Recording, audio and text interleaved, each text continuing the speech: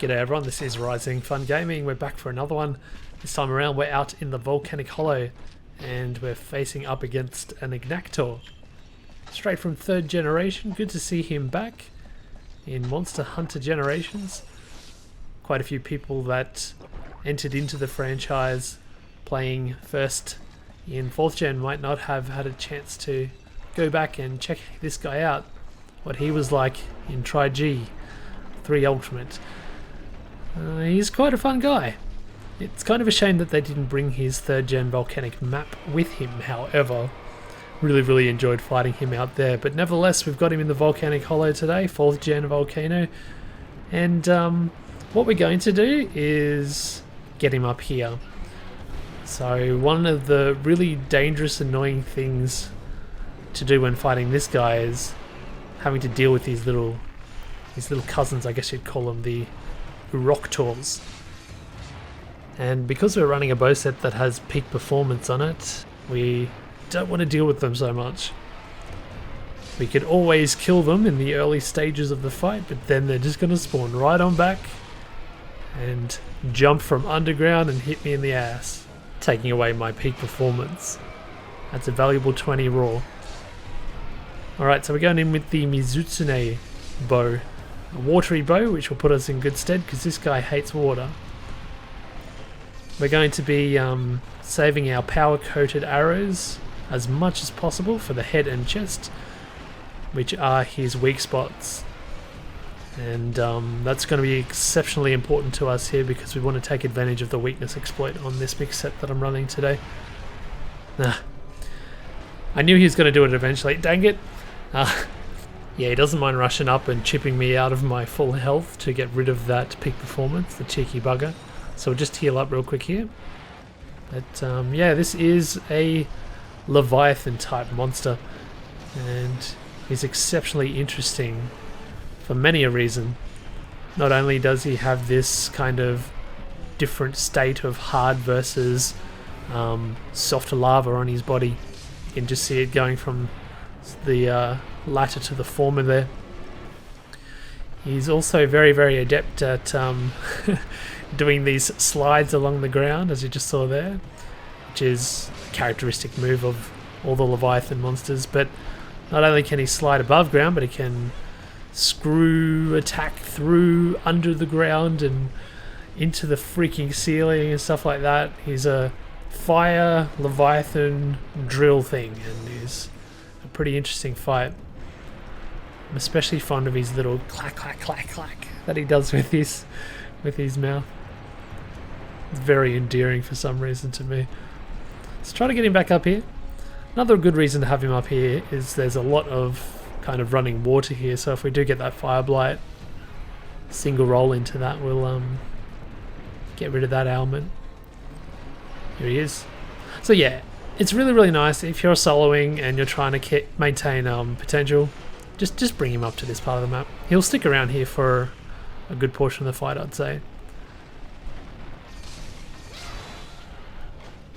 Now, when I play bow, like a lot of the times, I quite enjoy just getting lots and lots of shots out and not trying to aim at the weak spots so much. But I reckon my bow play has to evolve a little bit. We're going to be a little bit more patient. Damn, he chipped me. And yeah, we will keep to this chest and head as much as possible. I mean, it's already paying off huge dividends. We're flinching him every 3rd or 4th volley, it's almost feeling, so that's great. So yeah, he's got this flowing lava state and he's got this hard lava state, and if you're using melee, when he's hardened, like he is at the moment, your attacks won't go through as easily as they would have prior to that, which is very interesting. As a consequence, his kind of fleshiness, his weakness to different body parts will change. But every single time he digs underground, you'll see that he gets back to the red hot molten state. Assumably because, you know, he's going under the ground in a very hot area. It's not something he can maintain, thank God for us. So he doesn't cheese that out too much. He doesn't rely on his hard body state for too long, which is good. God, it's satisfying to flinch him.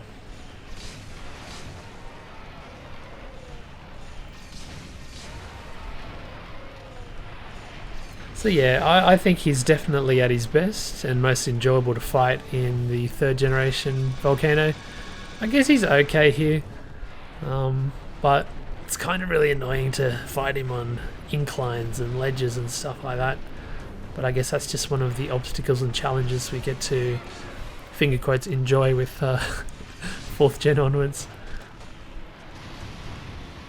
I don't know, there's just some monsters, there's not too many. Like I'll take pretty much most legacy monsters on the new maps, stuff like that, but I don't know, some are just sacred.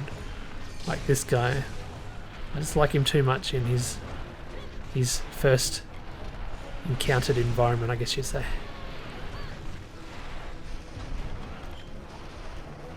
And he's off. Okay. I'd say we're doing not too badly. It's I think it's pretty important if you're going to be running Weakness Exploit on a bow set. I think it's very important to choose a style which will let you do the power shot. I mean, we're always going to whiff a few of those power shots after flinching from the first volley, but oh my god, if you've got rapid shot on the power shot as well, it's just so nice. So yeah, I think it's extremely valuable if you've got the rapid. You can get 4 into him and then you can power shot it into him again, hopefully in the same crit distance. Hitting the weak spot with Weakness Exploit, getting that 50% affinity on those arrows, it's just super nice. As he's moved here, we can't really use our strategy from the last area. We're going to have to deal with these Oroctor, so it's probably it's going to be pretty tough to maintain our potential here. Oh, I almost got dragon uppercutted. But I think we'd best take advantage of his slower state here. It's quite tired, our poor Ignacti.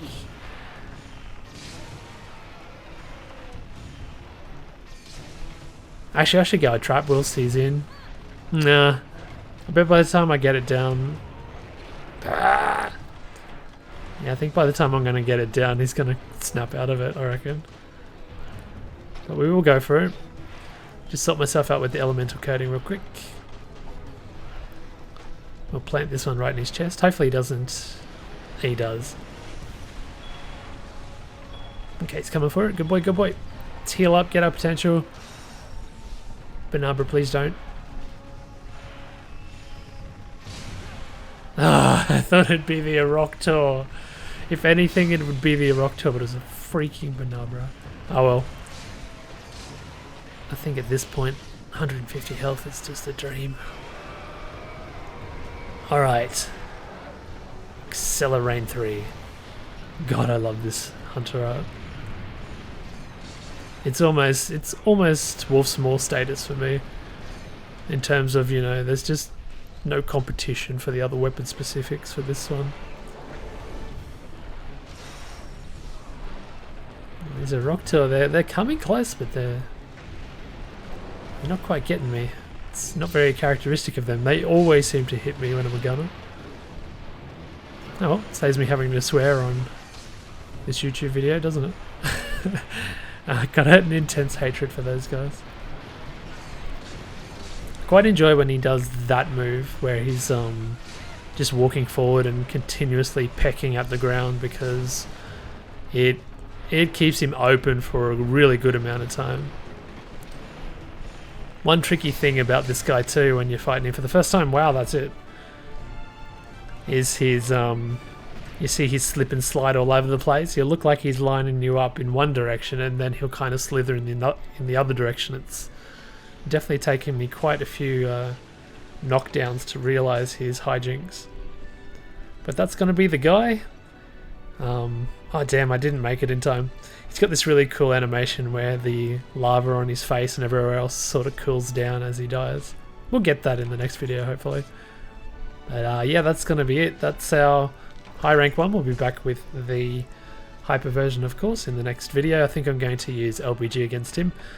So hopefully you guys are looking forward to that video. I will be back with that, and I'll be thanking you all for joining me once again. My name's Rising Fun Gaming. We'll catch you in the next episode.